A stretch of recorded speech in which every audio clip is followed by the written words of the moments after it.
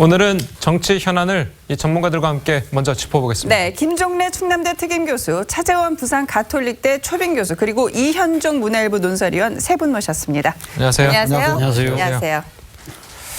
예, 이 첫 번째 주제 먼저 보시겠습니다. 이 문 대통령이 이제 방금 전에 이제 귀국을 했어요. 네. 유럽 순방을 마치고 좀 성과가 어떤 게 있었다고 좀 보십니까? 그래서 일단 이번 순방 같은 경우는 이제 아무래도 비핵화에 대한 이제 유럽 지역의 어떤 지지, 예. 특히 이제 아마 이번에 문재인 대통령이 중점적으로 강조한 것은 일단 대북 제재에 대한 해제, 아마 예. 이 문제를 좀 무게를 실은 것 같습니다. 또 하나는 이제 프란치스코 교황의 이제 방북 문제, 이거를 이제 동의를 얻어내기 위한 뭐 그런 어떤 이제 이번 순방에 다 보여지거든요. 예. 근데 여전히 전통적인 유럽 국가 같은 경우는 여전히 이제 북핵 문제에 대해서 CVID를 강조를 했고, 예. 이 부분은 사실 우리 쪽 그 정부 문 대통령 입장과는 조금의 핀트가 맞지 않았던 것 같아요. 예. 그런 면에서 본다면 이번에 비핵화 관련된 문 대통령의 외교는 크게 성과가 없었지 않는가라는 좀 평가를 내리고, 예. 특히 저는 좀 문제가 있었던 게 뭐냐면 원래 이렇게 그 대통령이 순방을 하시게 되면 예. 사전에 국가들하고 이제 사전 조율을 많이 합니다. 그래서 어느 정도의 외교적 성과를 이제 공동으로 좀 공감대를 형성하는데, 예. 조금 이해가 안 되는 게 특히 이제 성명 발표나 이런 걸 보면 상당히 좀 서로 입장이 어긋나는 경우가 많았어요. 예. 이번에 사실은 이제 프랑스도 마찬가지고 지금 이제 영국 총리도 마찬가지고, 이제 그런 면에서 본다면 우리 외교 당국의 사전 접촉이 사전 조율 작업 자체가 좀 문제가 있었던 거 아닌가. 특히 이제 교황의 이제 방북 문제도 사실 교황청의 어떤 확실한 입장 표명은 없었습니다. 그렇죠. 그렇지만 이제 우리 대통령께서 이제 교황이 언제든지 초청이 오면 적극하겠다고 이야기했는데 그 예. 온도차가 좀 있는 것 같아요. 그러니까 교황청 당국과 우리 대통령과의 온도차가 있어서 예. 이것도 지금 확실하게 교황이 간다 안 간다를 좀 확정짓기는 어려운 예. 그런 상황이 아닌가 싶습니다. 예. 그래도 뭐 눈에 띄는 가장 큰 성과는 이제 교황의 방북 여부고 이에 대해서 프란치스코 교황도 긍정적인 어떤 답변은 지금 내놓은 상태입니다. 예. 만약에 성사가 된다면 내년 5월쯤이 되지 않을까 지금 전망을 하고 있는데,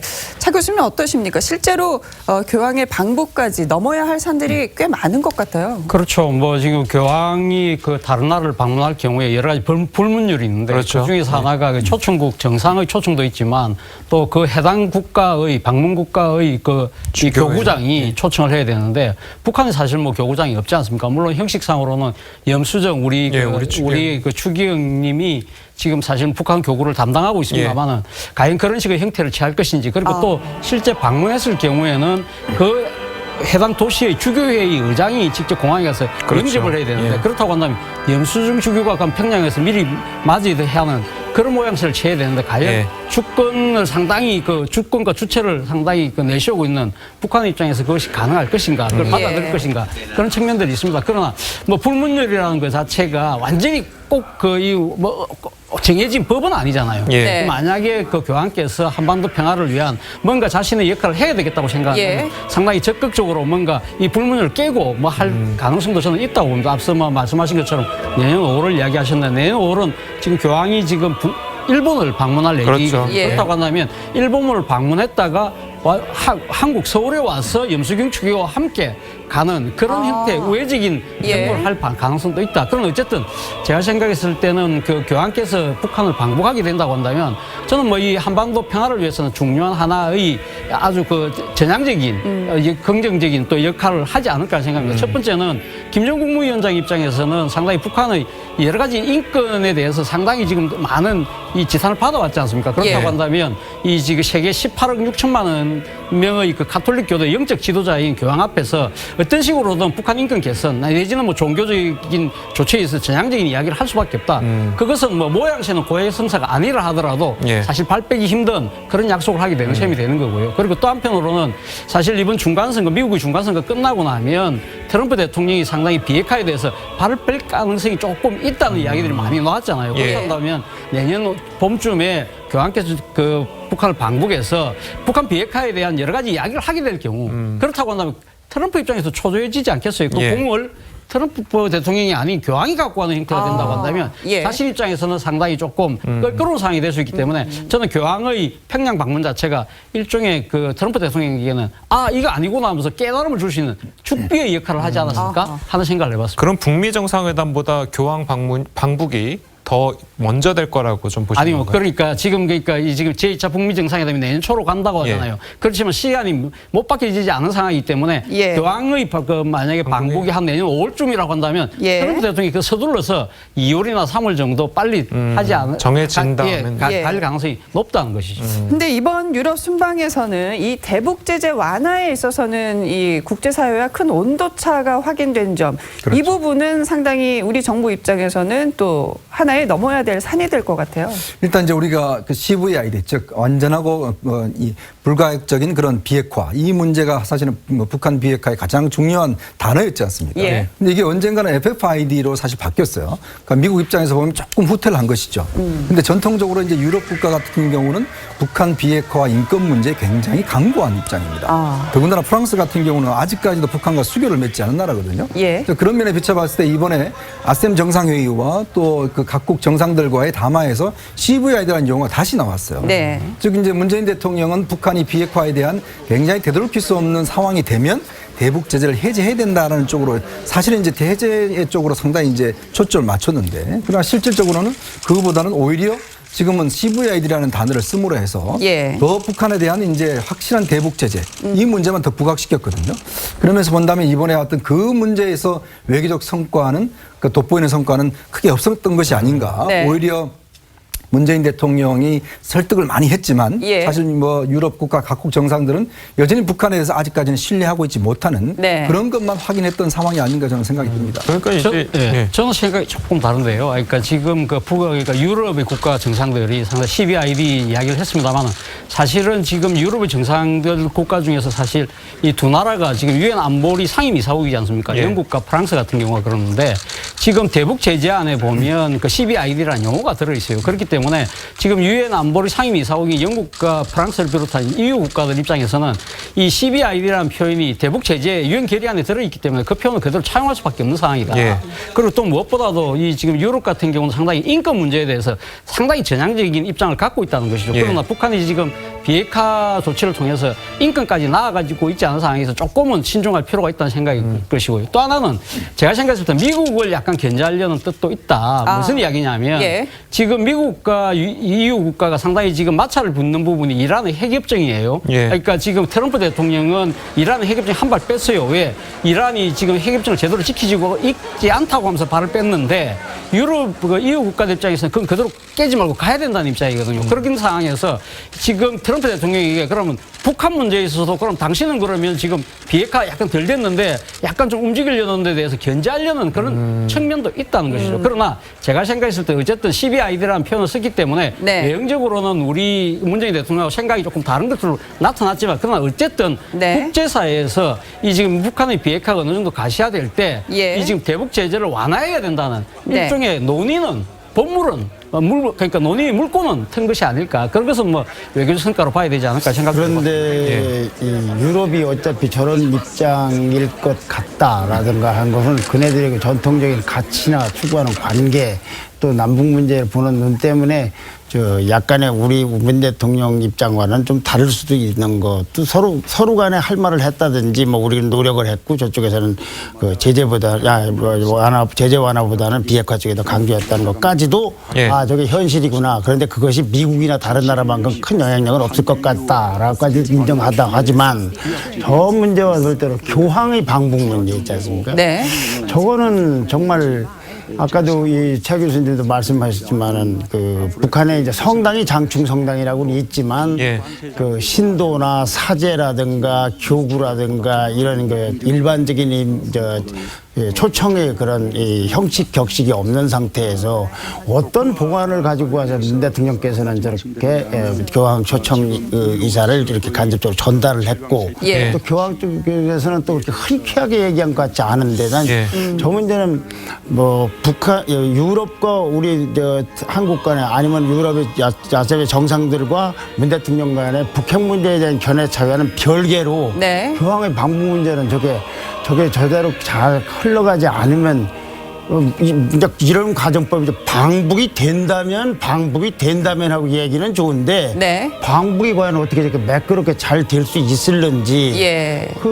그게 참 굉장히 많은 궁금증을 낳고 또 보수 단체라든가 다른 가치를 추구하는 사람 입장에서는 교황이 네. 저런 상태의 김정은을 만나러 갈 이유가 도대체 뭔가 가서 북핵 문제나 이런 문제에 대한 얘기를 못하고 그래도 북한의 인권이라든가 기타 등등에 대해서 교황으로서 저 가톨릭의 수장으로서 충분히 얘기할 수 있는 게 없다면 네. 또 하기가 좀 뭐하다면 그 가서 뭘 얻으려고 하는지에 대해서 예. 좀 회의적인 시각이나 좀 신중한 자칫- 생각들도 있는 거 아닌가 하는 자칫 생각이 들어요. 면죄부를 주는데 그칠 수도 좀 있다. 애매할 측면이 그러니까 있죠. 예, 예. 말씀하신 네. 것처럼 이게 또 어느 쪽에서는 뭐 해석하는 과정에서 좀 뭔가 좀 받아들이는 해석의 입장이 좀 달라진 게 아닌가 이런 얘기도 있거든요. 그렇죠. 그러니까 교황은 이태리어로 얘기를 했고 그것을 영어로 이제 해석을 하면서 available이라는 이제 단어가 나왔었거든요. 그거를 갖다가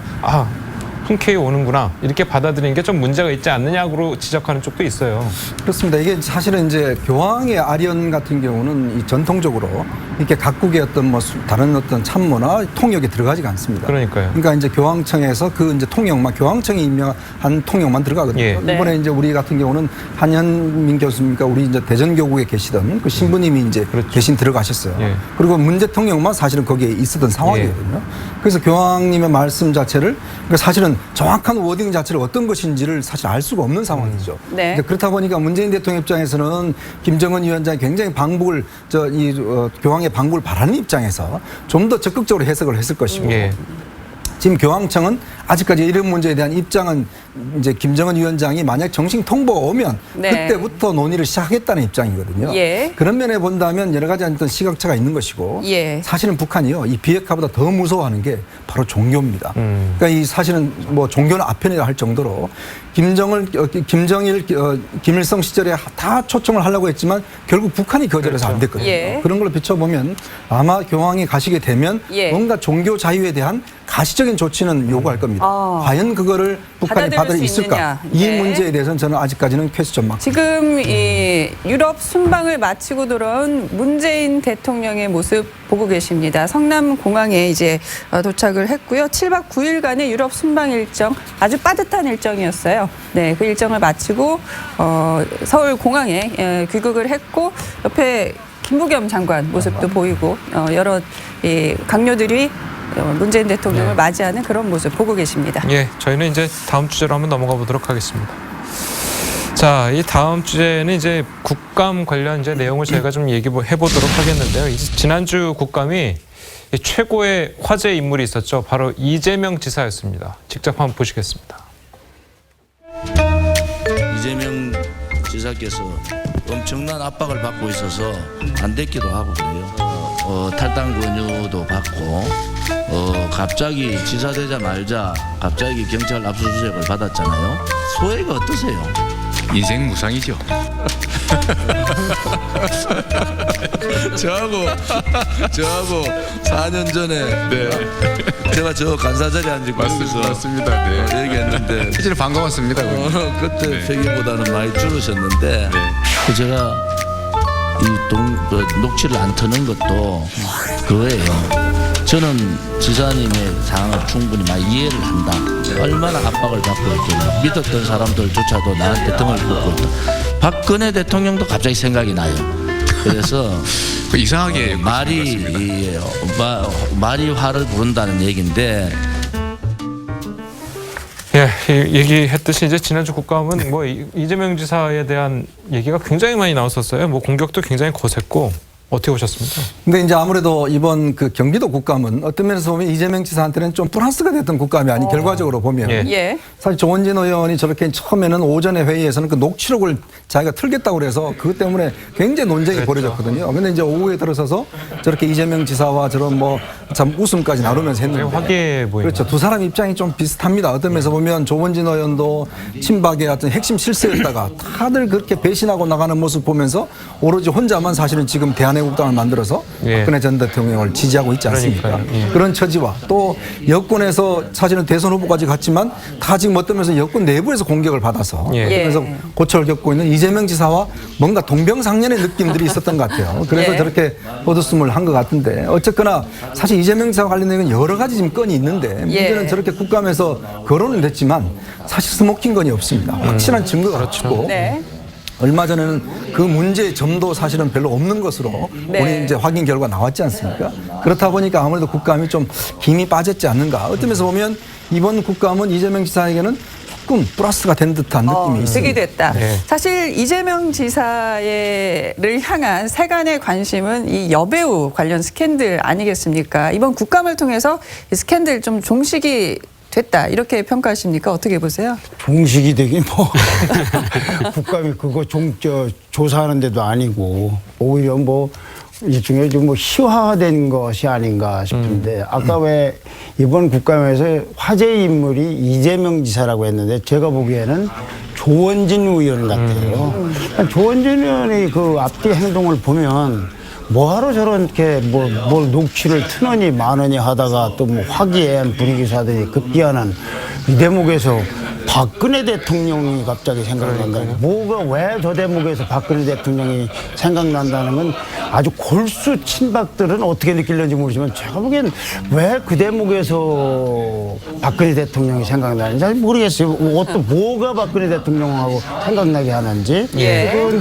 조원진 의원은 저게 국감장인데 어렵게 그 경기도까지 하면은 차라리 그렇게 좀 티화하든지 하려면은 다른 걸 질의하든지 아니면 이 문제로 정말 하늘에 맹세코 떳떳하냐 아니면 지사를 그만둘 생각은 없냐든가 이렇게 정치적인 질문을 하면 되는 거지. 거기서 뭐 내가 간사 자리에 저기 앉아 있었더니 어찌 이런 좀 쉽게 와닿지가 않네요. 저 장면을 막상 보고 나니까 예. 뭔가 그래도 이번에는 규명이 되든 결판이다든 더 의혹으로 빠지든 뭔가 하는데 저렇게 돼서는 저걸 보고서 뭐가 해결됐다든가 해결 안 됐다든가 하는 관점이 뭐가 있습니까? 예. 제일 의문 나는 건 어떻든 왜 이 대목 그 대목에서 박근혜 대통령이 생각나는지 정말 이해가 안 돼요. 자, 이번 국감에서도 뭐 튀는 소품, 호통과 막말, 뭐 난무를 한 거는 여전했는데요. 특히 여자 의원들이 한복을 입고 나와서 참 눈길을 끌었습니다. 보실까요?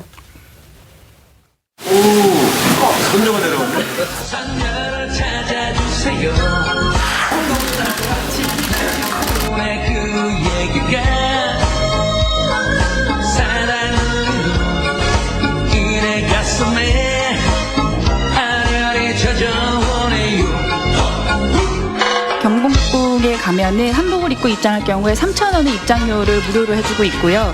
새로운 가치를 창출할 수 있는 한복 문화가 될 수 있도록 좀 지켜주시고요. 근데 무엇보다도 김수민 의원님이 오늘 압권입니다.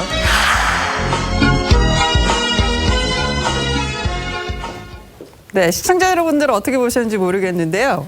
차 교수님 어떻게 보셨어요? 저 한복 의상 그리고 또 태권도복도 등장을 하지 않았어요? 그렇죠. 뭐 저는 뭐 한복 보고 상당히 저도 좀 놀랐습니다. 왜 저 한복을 입고 노셨나 했더만 뭐 충분히 한복을 입고 놀 수 있는 상황이더라고요. 보니까 지금 이 고궁에 그 입장하는 이 그 입장객들한 경우에 그 지금 한복을 입고 오면 무료로 지금 해주고 있는데 지금 현재 이 그 고궁을 관할하고 있는 지자체에서 이 그 개량 한복이 너무 행행하고 있다. 네. 그럴 경우는 우리 한복의 정통성을 상당히 뭐 훼손할 수 있기 때문에 그걸 갖다가 무료로 하지 않겠다는 그런 방침을 밝힌 것 때문에 아마 김수민 의원 입장에서는 한복이 좀 더 다양하게 이렇게 이 현실에 맞게 이렇게 하는 것도 좋은 방법이 아니냐. 그러나 한복이라는 정체성을 갖고 가지만 그런 식의 질문을 하기 위해서 아마 그 지금 자신의 한복을 입고 나왔는데 바로 그 때문에 사실 그 이슈 자체가 상당히 뜨거운 주목을 받았었어요. 네. 그래서 뭐 문화재청장도 사실 한복의 개량 한복이라 하더라도 고궁 저 입장은 무료로 계속 하셨으면 좋겠다는 입장도 밝혔고요. 뭐 그런 측면에서는 저는 뭐 상당히 긍정적인 효과를 자아냈다고 봅니다. 그리고 지금 뭐 이 지금 손혜원 의원 같은 경우도 손혜원 의원은 뭐 사실 뭐 한복이라고 알려졌지만 본인이 나중에 이 해명하기를 사실은 이 한복의 모티브를 딴 일종의 상당히 디자인 새로 현대식으로 디자인된 옷이다. 그리고 우리 지금 뉴욕에서 활동하고 있는 우리 한국 디자이너의 아주 그 전통을 차용한 아주 좋은 기법의 그런 디자인이라고 또 홍보도 하고요. 그래서 이 한복과 현대화된 의상과의 그런 조화 그런 부분들도 상당히 잘 부각을 시킨 것 같아요. 그리고 앞서 말씀하신 것처럼 또 태권도복을 입고 오신 분도 계세요. 예. 지금 그 바른미래당의 이동섭 의원인데 그렇죠. 예. 이동섭 의원은 본인 스스로가 지금 태권도 선수예요. 예, 구단이잖아요. 그렇죠. 태권도 공인 구단인데 그리고 작년에 뭐 그 국회에서 태권도 연맹 국회의원 연맹 발대식에서는 이 격파 시범을 했는데 예. 대리석을 15장이나 했다고 그래요. 그래서 물론 뭐 본인이 지금 태권도 실력 뛰어나다는 걸 보여주기 위해서가 아니라 예. 본인이 앞장서서 했던 태권도를 우리나라의 무술 국기로 하는 법을 지난 3월 달에 제정을 했는데 마침 그 국회 국정감사가 열린 날이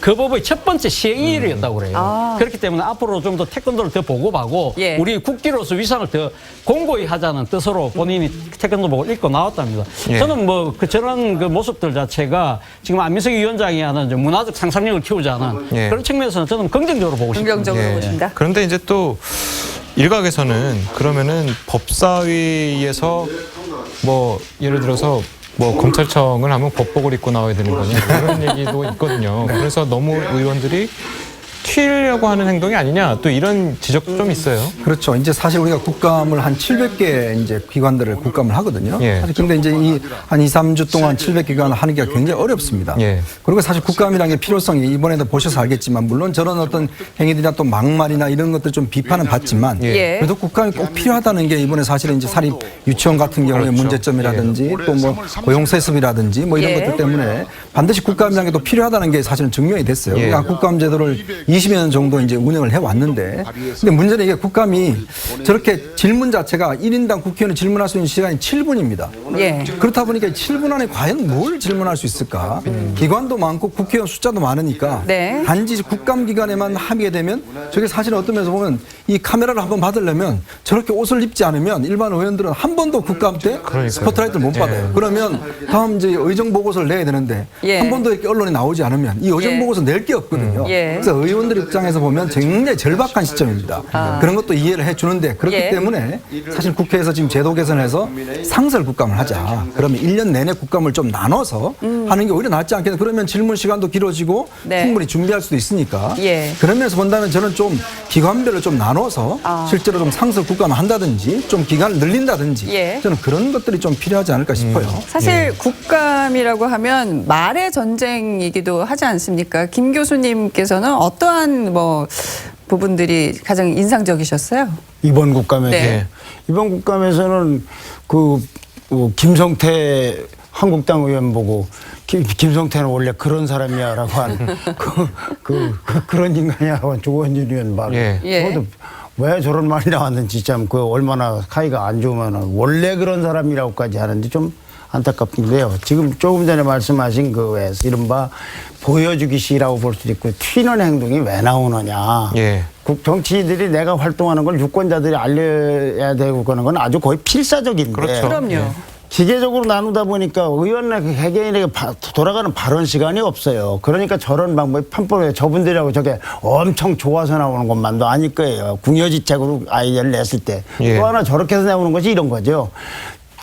국감 중에 답변하는 사람 답변을 들을 것도 없어요. 묻는 말이 예스고 노만 대답하라 이런 식의 질문만 하고 마는 거죠. 뭐 시간이 없으니까 준비한 거를. 예. 그래서 아까 이현정 위원 말씀대로 이걸 뭔가 제도적으로 개선하지 않으면 유권자가 볼 때는 내용이 없는 수박 거달기식 국감이 되고 의원들 입장에서는 뭔가 준비를 했는데 자기의 시간이 되더라도 시간에 쫓겨서 막상 질문하지도 못하고 넘어가고 또 답변하는 사람 입장에서도 아니 이건 오해라고 하면서 내가 충분히 설명할 수 있는 건데 그냥 무턱대고 내 죄는 내가 알렸다 이런 식이 돼버리니까 이게 서로 그냥 겉돌기만 하는 거 아닌가. 그런 좀 아쉬움이 있는 거죠. 예. 이제 뭐 국정감사도 이제 거의 후반전으로 이제 접어들고 있는데 아까 말씀하신 것처럼 이제 전반전에서 이제 뭐 비리 유치원이라든지 뭐 고용 세습 의혹이라든지 이런 뭐 굵직한 사안들이 좀 나왔어요. 이제 후반 들어가서도 이게 계속 이어져 가야 될 텐데 좀 어떻게 전망을 하십니까? 뭐 이번 지금까지 그러니까 중반전까지 진행된 거 보면 여당 입장에서는 지금 비리 유치원이라는 그 안건 그리고 또 야당 입장에서는 고용세습 예. 이 두 가지가 아마 가장 뜨거운 아마 쟁점이 되지 않을까 하는 생각이고요. 또 나머지는 뭐 지금 또 한반도 그 비핵화와 관련된 여러 가지 문제들 예. 그리고 지금은 이제 외통위가 제가 지금 뭐 바깥 해외 국감 하고 있습니다만 마지막 돌아서 또 본부 국감을 할 때 외교부와 통일부를 상대로 해서 외교 정책 그리고 대통령 우리가 앞서 이야기했던 대통령 유럽 순방 성과까지 이야기를 하겠죠. 그러나 그 중에서도 역시 그 뭐 현안은 앞서 제가 이야기했던 대로 지금 그 이 비리 사립 유치원에 대한 대책 그리고 또 고용 세습에 대해서 이 국정조사를 할 거냐 말 거냐 이것이 가장 뜨거운 이슈가 되지 않을까 생각이 듭니다. 하나 좀 더 덧붙이면은 저게 저 굉장히 그 사립 유치원 비리를 그 폭로한 민주당의 그 박용진 의원이 아주 대단한 여당 의원으로서 그것도 초선인가 그럴 텐데 이렇게 했고 또 야당에서도 저 문제를 제기한 유민봉 의원은 비례대표거든요. 네, 저런 그러니까요. 분들이 그래도 뭔가가 하여튼 개인적으로는 뭐 유권자들이 뭐 어쩌고 저쩌고 할지 모르지만은 저렇게 해서 뭔가 바로잡으려고 하는 건 참 굉장히 아주 긍정적으로 보고 싶고 그걸 보고서 뭐 우리 당께 더 빅히트를 쳤다 상대 당 건 별거 아니다 이거들로 주도권 갖고 싸우는 거는 좀 말이 안 되고 덧붙여 소위 그 중진 의원들이라는 분들이 저런 분들 활동을 보고 좀 부끄러워할 줄 알아야죠. 그 국회의원 생활을 4년도 하기도 웬만한 사람은 하기 힘든데 3선 4선을 하는 동안에 국감에서 스타 소리 한 번 안 듣고서 넘어갈 만하면 그 뭘 하려고 하는 건지 그 준비가 안 된 의원들 말이죠. 그 쓸데없는 거나 신경 쓰지 말고 저런 것 좀 제대로 하면 저렇게 우리 사회를 볼 때가 우리 국가를 볼 때가 한두 군데겠습니까? 그러니까요. 가령 저 사립 유치원 문제만 해도 어제 오늘 새로 시작된 건 아니지 않습니까? 그러니까 좀 특히 저분 같은 분들은 아주 용기를 박수로 쳐야 되는 것이 아니라 당을 떠나서 저거 이념하고 무슨 상관이 있습니까? 저희는 또 다음 주제로 가보겠습니다. 네, 뭉쳐야 산다. 오세훈 전 서울시장이 주말에 지지자들과 산행을 했습니다. 자, 정치 본격적으로 하겠다. 이렇게 봐도 될까요? 저는 뭐 그렇다고 봅니다. 왜냐하면 지금 이제 조금씩 움직임들이 이제 가시화되고 있는 것 같아요. 오세훈 전 시장이나 일단 황교안 전 총리라든지 지금 뭐 야권에서 이제는 어떤 면에서 좀 잠룡이라고 할 수 있는 분들의 움직임 자체가 좀 본격화되고 있다. 이게 사실 이제 스케줄별로 보면 지금 일단 그 한국당 조광특위가 일단 움직이고 있지 않습니까? 그러면 아마 국정감사가 대충 끝나고 하면 연말까지 이제 각 지구당, 즉 당협에 대한 이제 감사를 할 겁니다. 그러면 일부 감사를 해서 문제되는 당협위원장 같은 경우는 이제 아마 좀 제외를 시킬 거예요. 그렇게 된다면 이제 친박 청산이나 뭐 이런 문제에 대한 좀 입장이 가시화되겠죠. 그리고 이제 내년 초쯤 되면 아마 이제 전당대회가 열릴 가능성이 높아요. 그러면 사실 이번 전당대회를 통해서 새로 수립되는 이 지도부 같은 경우는 2020년 4월 총선에 일단 공천권을 가지고 있는 지도부입니다. 그렇기 때문에 굉장히 중요한 지도부거든요. 그러면 한 이제 1년 남짓밖에 남지 않았는데 그렇다면 아마 지금 이제 여권 잠룡들도 뭔가 움직여서 자기의 존재를 일단 과시해야 될 국면이고 또 하나는 이제 보수 대통합이라는 그런 좀 과제가 있는 것이죠. 물론 이게 옛날에 흩어졌던 보수를 당시 뭉치는 그런 거를 넘어서 실제 플러스 알파가 좀 있어야 되거든요. 아마 그런 면에서는 이제 앞으로 얼마만큼 세를 확장할 것인지 좀 더 두고 봐야 될 것 같습니다. 자, 이 말씀하신 것처럼 이 오세훈 시장이 이제 뭐 움직임을 보인다 이렇게 좀 해석이 되고 있는데 이야기를 한번 직접 들어보시죠.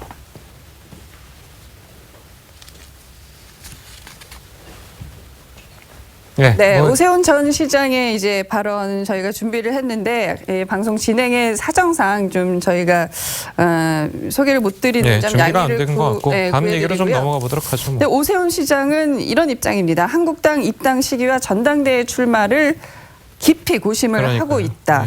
결국에는 이 한국당에 들어가서 역할을 하겠다는 그런 의미로 움직이는 게 저쪽에서 뭔 움직임 보면 보이지 않습니까? 벌써 이제 뭐 100명을 혼자 산에 갈 것도 100명이나 같이 함께 가고 다 이제 정치하려고 그러는 거죠. 문제는 근데 이제 대표를 나올 거냐라는 거는 모르겠어요. 제가 뭐 직접 얘기를 직접 들은 건 없습니다만 좀 이런저런 고민을 하고 있는 것이 아닌가 하는 느낌인데 당연히 정치를 하는 건 맞는데.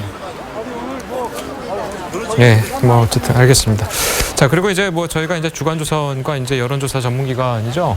입세스 코리아가 이제 실시한 여론조사가 있었는데 여기서 이제 유승민 전 바른미래당 공동대표가 굉장히 높은 지지율을 얻었어요. 이제 과거를 이제 좀 보면 황교안 전 총리가 이제 독주하는 모습을 좀 보였었는데 좀 양상이 좀 달라진다고 봐야 될까요? 그렇죠. 아무래도 그러니까 유승민 그 지금 의원 입장에서는 지난번 대선에도 나왔고 그리고 또 바른미래당에서 여러 가지 그 보수 혁신, 뭐 중도개혁 차원에서 혁신을 이야기하지 않습니까? 이런 부분들이 사실 지금 자유한국당이 이야기하고 있는 보수 대통합보다는 아직까지 더 먹히고 있다는 하나의 반증일 수 있다. 그런 측면에서 본다고 한다면 지금 이 자유한국당 입장에서는 보수 대통합을 위해서는 무조건 핵심적인 고리는 유승민 의원을 안아야 되는 것이죠. 예. 그러나 현실적으로 쉽지는 않아 보입니다. 왜냐? 지난번 그 전원책 변호사가 이런 이야기를 했어요. 조광택이 지금 위원회를 끌고 사실상 끌고 있는 그 전원책 변호사 무슨 이야기를 했냐고 하냐면 이 보수가 개멸하고 자멸한 시초가 근본적인 원인이 뭐냐? 어디서부터 시작됐느냐? 경제민주화 도입하면서 시작됐다고 했거든요. 자, 그렇다고 한다면 지금 유승민 의원이 중도개혁을 외치면서 지금 내걸고 있는 것 중에 하나가 큰 이슈 중에 하나가 경제민주화 아니겠습니까? 그러니까요. 예. 그러면 그런 식으로 경제민주화를 폄훼하고 안 하겠다는 입장을 갖고 있는 당하고 거기 어떻게 유승민 의원이 손을 잡을 수 있겠느냐는 거죠. 예. 이러한 부분이 물론 이 전체 당론은 아니라고 하지만 지금 이제 거기서 키 역할을 하고 있는 전원책 변호사가 그런 이야기를 한다는 부분, 이러한 부분들이 아직까지 자유한국당이 유승민 의원을 영입해서 보수 대통합으로 나가기에는 상당한 아직 장애들이 놓여 있다는 현실을 반증한 것이 아닐까 하는 생각이 듭니다. 이 보수 대통합에 또 태풍의 눈이 황교안 전 총리입니다. 그런데 황교안 전 총리 같은 경우에는 박근혜 전 대통령 프레임이 가장 큰 굴레가 되지 않을까. 이 굴레를 벗어날 수 있을까에 대한 관심이 높은데요. 어떻게 보십니까? 그렇죠. 이제 황교안 전 총리가 아마 제가 볼 때는 정치권에 진입을 하면 뭔가 박근혜 전 대통령 시절에 대한 평가를 본인이 해야 될 겁니다. 자, 그렇지 않고서는 사실은 당에 입당하거나 정치 활동하기가 굉장히 힘들 거예요. 왜냐하면 본인에게 사실 굴레가 있는 게 바로 이제 지난 박근혜 정부에서 법무부 장관 총리를 했지 않습니까? 예. 또 박근혜 전 대통령 탄핵과 관련돼서 본인이 어떤 면에서 보면 총리로서의 책임감이 분명히 있는 것이거든요. 예. 그러면 그걸 없이 그냥 새로운 사람으로서 황교안이 나올 수 있는 게 아니잖아요. 그렇죠. 그러면 이 박근혜 전 대통령에 대한 공과의 문제에 대해서 예. 본인의 입으로 사실 평가를 해야 될 겁니다. 예. 그렇지 않고서는 할 수가 없는데 이제 그 문제와 관련해서 과연 그러면 그런 분이 당대표를 도전할 수 있는 것이냐 아니면 예. 정말 들어와서 백의종군 해야 될 것이냐 이런 문제와 관련한 본인의 거치와 관련해서 네. 좀 논란이 있을 거예요. 제가 볼 때는 바로 당대표 가기에는 여러 가지 정책 부담이 있을 거예요. 예. 왜냐하면 당으로서도 문제가 됐죠. 왜냐하면 무슨 친박당을 다시 복귀하는 것이냐는 게 있기 때문에 예. 뭐 제가 이제 생각한다면 만약 제가 황교안 총리 입장이라면 굉장히 백의종군 해야 되지 않을까. 본인도 뭔가 좀 예. 당에 기여를 하고서 뭔가를 해야지 지금 상태로 나오고서는 제가 볼 때는 오히려 좀 어려워지는 거 아닌가 하는 생각도 듭니다. 그렇군요. 세 분 말씀은 여기에서 마무리하겠습니다. 고맙습니다. 잘 들었습니다. 감사합니다.